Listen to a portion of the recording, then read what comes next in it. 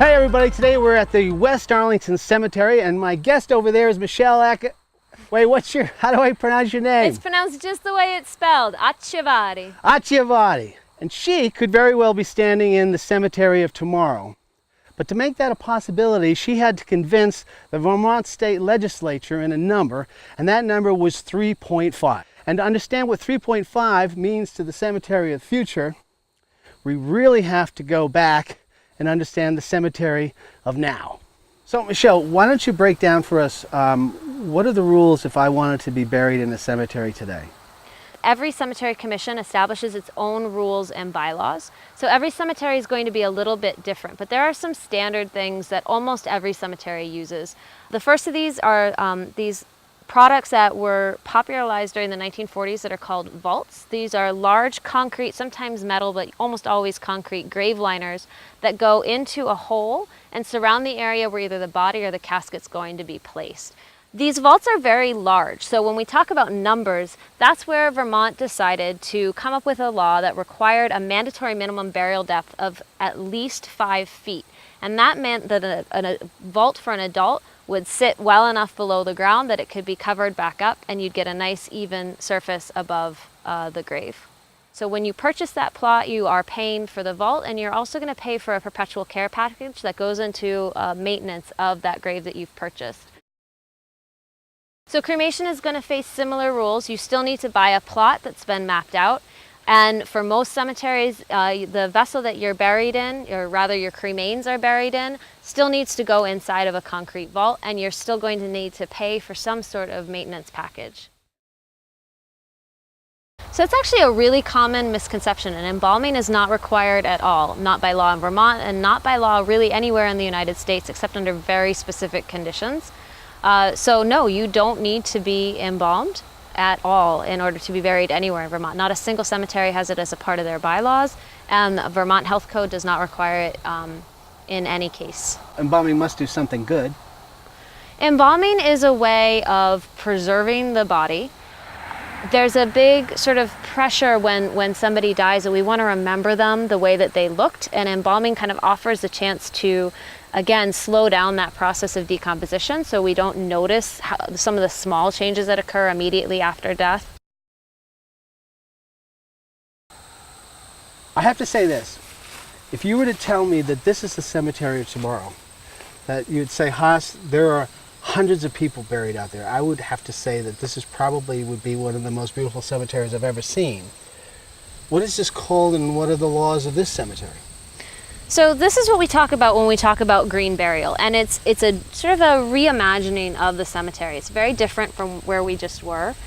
So this is a cemetery where the body is allowed to have the limited amount of interference from us and the natural process of decomposition that starts once someone has died. And is that the 3.5? Exactly. So at 3.5 feet, the environment is completely different. As the body begins to break down, it's exposed to oxygen and heat, so the breakdown occurs much more rapidly.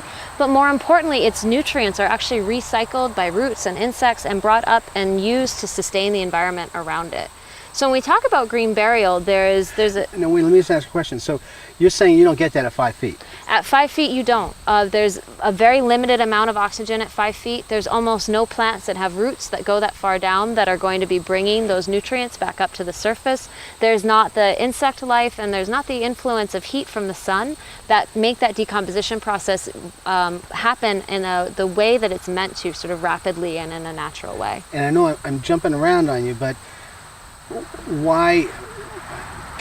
So the point was you couldn't do that in Vermont legally. Yeah, legally, it's true. Vermont, ironically enough, for the Green Mountain State, until 2015, green burial actually really wasn't legal under burial laws at all. And until this law that we just passed, the 3.5 feet, green burial wasn't completely legal because Vermont was one of only 2 states in the United States that had a mandatory minimum burial depth at all.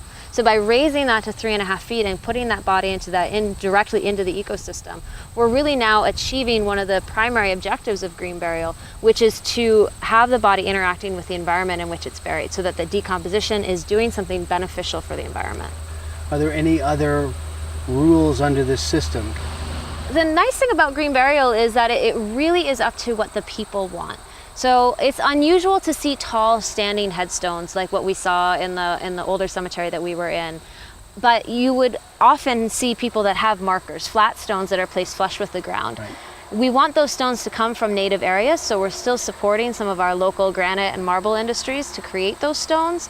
And no matter what, you do still have to map. So usually in a field like this, it's going to be mapped with GPS coordinates.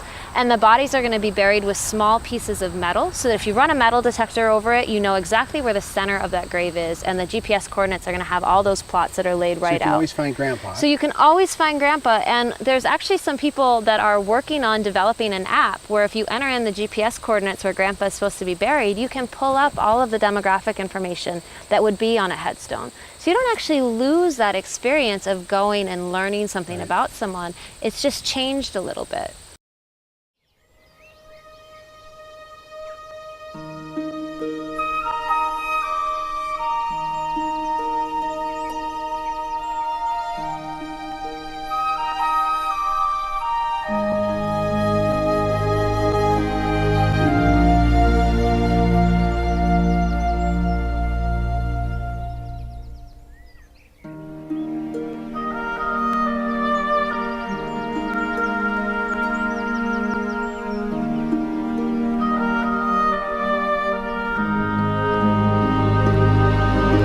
In the old section, we talked about how a lot of people choose cremation because it's less expensive.